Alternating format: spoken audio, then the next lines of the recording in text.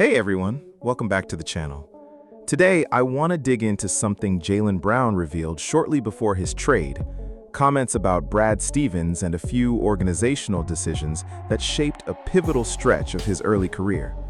Here's some context. Jaylen Brown entered the NBA averaging just over 6 points a game as a rookie.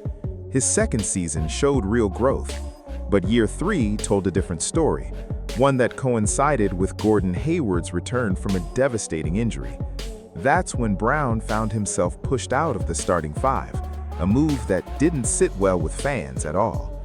Plenty of people pushed back on it, pointing out that Brown's game had been steadily improving on both ends of the court.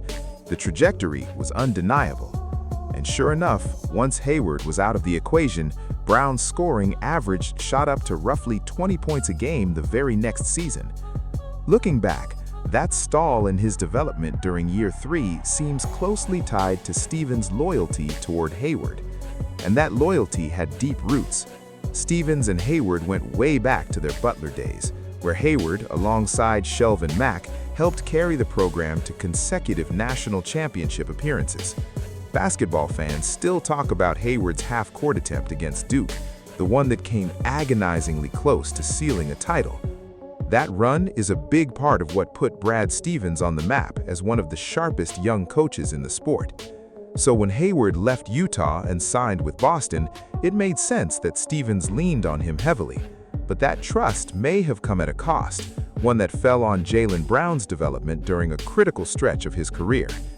In this video, we'll break down exactly what Brown said about that chapter, along with how Brad Stevens has responded to it since the trade.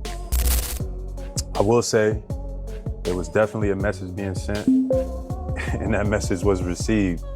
I wasn't thrilled with the amount of respect that was showed during this process. You know, I think there was a bit of a lack of respect. I think it was fine at one point, and then out of nowhere, things just kind of went left. You know, I think Brad is probably getting a lot of the criticism. I wasn't thrilled the way he facilitated some of the conversations, but I definitely think there's more to it. There's definitely more to it. I just wish that the more to it could have been explained to me, because if the more to it was explained, I think I would have understood. I thought I earned respect enough to get that explanation, but hey, obviously I was wrong. I lost sleep over the fan part of this. I get it. Like, there's a bunch of 7 jerseys around. I'm pretty sure I bought a couple. Jaylen said that he felt disrespected by this trade process and he wished more had been explained to him.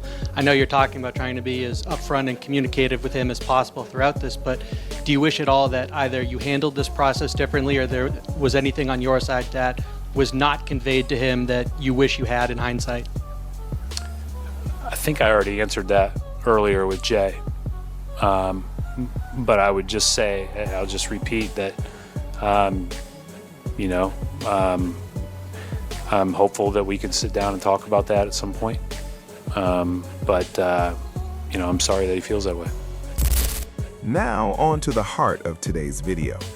Jaylen Brown recently joined Andre Iguodala for a conversation that touched on several layers of his relationship with Brad Stevens. Something a lot of viewers may not realize is that Brown holds a vice president role within the NBPA, the Players Association. That position carries real weight, and it seems not everyone is entirely comfortable with how he's used that platform to advocate for players behind closed doors. Which is exactly why, as this story continues to develop, it matters that players around the league have his back and support one of their own.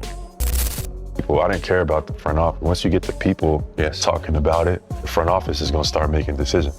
Because they got pressure on it. Like, I remember the Boston Celtics. We remember the year we came back. Gordon came back. Kyrie came back after the year that we took the team almost to the finals in 2018. Then we come back to the next year. Gordon and Kyrie are now back on that team, and so now we got this loaded team with all this talent. They decided to move me to the bench, which was understandable. You got guys, you making $30 million or whatever, but as a 20-year-old kid who is extremely talented, that slowed down my development. So in that moment, like, how do I get back to where I want to get back to? 'Cause now I'm getting criticized for not working on my game. Right. Now I'm getting criticized for not being ready for my opportunities. In reality, it was we just had a stacked deck, and it was too much responsibility for, you know, everyone to equally share. So what I did was like, you know, how do you win over the fans? Right. Anytime I'm on the floor, I'm the best defender on the floor, and then I'm creating highlights. Where I'm like, if I get a fast break, if you look at that year, I'm windmilling it. I get a fast break, I'm down here with it.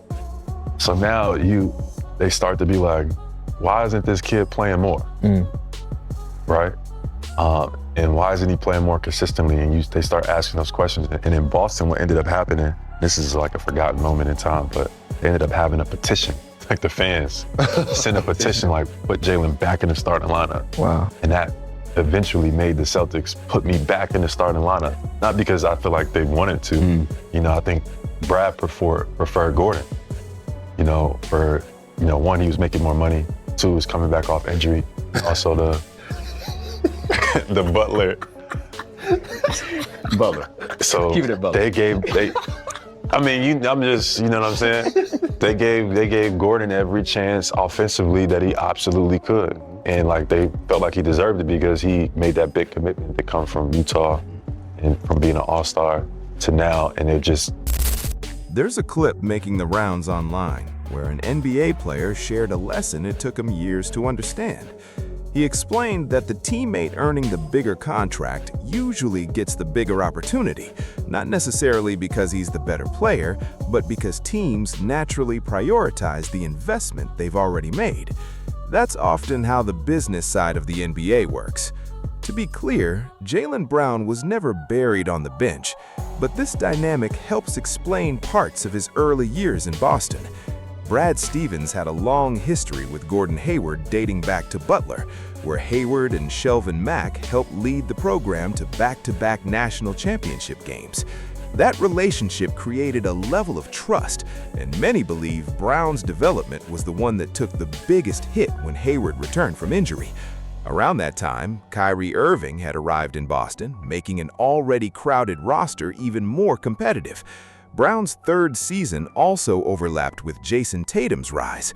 While Tatum quickly established himself as an elite scorer, Brown continued developing his offensive game while providing strong defense.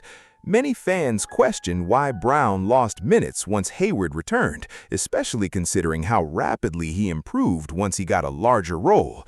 Looking back, Brown proved exactly what he could become.